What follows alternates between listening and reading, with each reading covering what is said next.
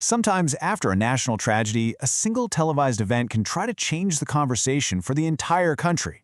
And that's exactly why we're doing a detailed breakdown of one of the most significant pieces of political communication in recent memory, the CBS News Town Hall with Erika Kirk. Okay, so to really get what's going on here, you have to understand the timeline. In September 2025, conservative activist Charlie Kirk was assassinated while speaking at a college. Then, just 3 months later, his widow, Erika Kirk, who had stepped in to lead his organization, sits down for this huge, nationally televised town hall. That short window between the tragedy and this broadcast, it's absolutely crucial for understanding the power and the purpose of everything that was said. So, how are we going to tackle this? Well, I've broken down our analysis into 5 key parts. First, we'll look at how the tragedy itself was framed. Then, we're going to dive into the core conflict she presented, dialogue versus violence. From there, we'll explore where that whole idea gets a little tricky, see where she drew some really firm lines, and finally, we'll unpack the grand strategy of forgiveness, faith, and power. Right from the jump, this wasn't just pitched as an interview. It was framed as a national conversation, an attempt to heal a really divided country that was facing this terrifying political violence. So the event itself was positioned as a potential solution to the very problem that led to it. And right out of the gate, Erika Kirk completely reframed the tragedy. You can see it in this quote.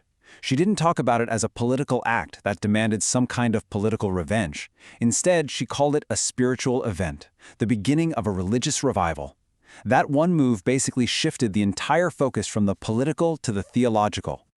And that brings us to the absolute central argument of the entire night. The whole town hall was built around this very clear, very sharp distinction. On one side, you have the world of words and dialogue, and on the other, completely separate, you have the world of physical violence.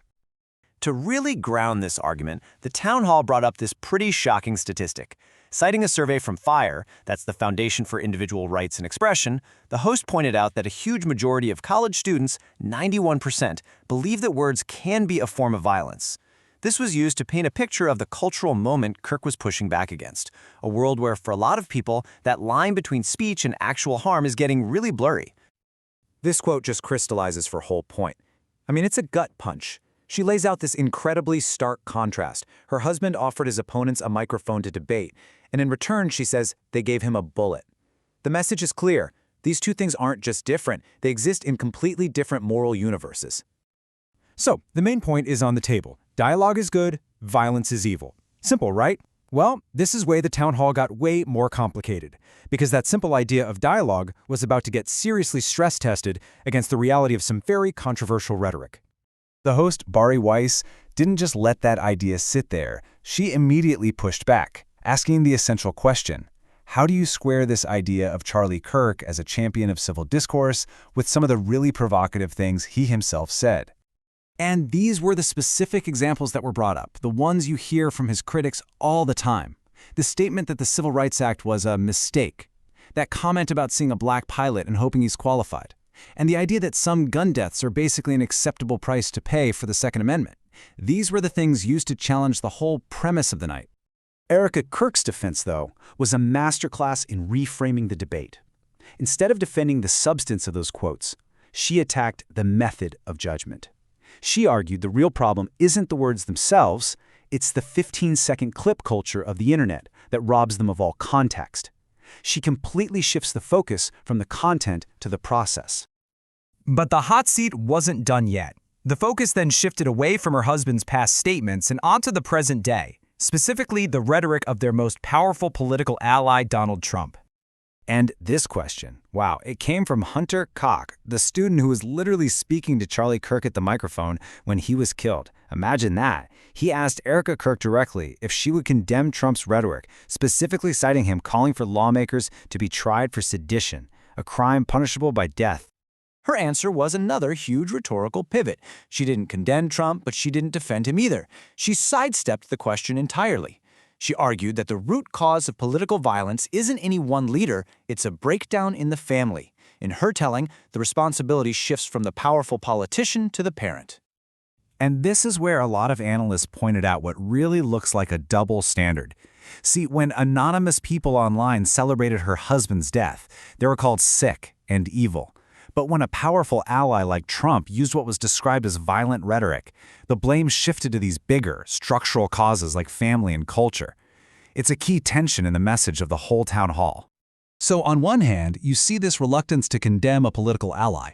But on the other hand, there were these moments where Erika Kirk drew some incredibly hard lines in the sand, especially when it came to conspiracy theories and anti-Semitism, even when it was coming from inside her own movement.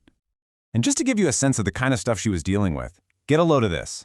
These are just some of the wild conspiracy theories that were just exploding online. Things like she was a secret agent from Mossad, or that the assassination was some kind of secret military op, or even that Egyptian planes were following her. Just bizarre stuff. So this led to a really dramatic moment. When she was asked about Candace Owens, a former ally who was a major voice pushing these conspiracies, Erika Kirk didn't argue. She didn't debate. She just delivered a single, powerful command. Stop. That's it. It was a clear, public shutdown. And she was just as clear when the father of a terror victim asked her about anti-Semitism on the right. Her condemnation was absolute. She quoted her late husband, saying that Jew hate was brain rot, leaving zero doubt where she stood. All right, so let's pull back and look at the big picture here. All these different pieces we've talked about, framing the tragedy, the debate over words, drawing these boundaries, it all builds toward the town hall's ultimate message. A message that's really rooted in a very specific idea of forgiveness, faith, and power. Now this part is really interesting. Kirk drew a very careful line between forgiveness and justice. She defined forgiveness as a spiritual act for herself, a way to release herself from hate. But she made it super clear that has nothing to do with earthly justice. She said the legal system needs to do its job and that ultimate justice is in God's hands. And this quote right here, it lays out the entire strategy. She presents two paths she could have taken in that moment.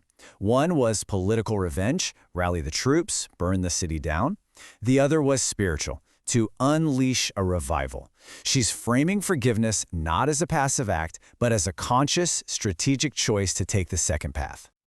So in the end, we're all left with this massive question. Was this town hall really an act of public healing, a genuine attempt to bring down the temperature in a divided country, or was it something else? A masterclass in seizing control of a story after an unthinkable tragedy and turning personal grief into a powerful new political and spiritual mandate? The real answer is probably somewhere in the middle, but that's the crucial question this whole event leaves us with.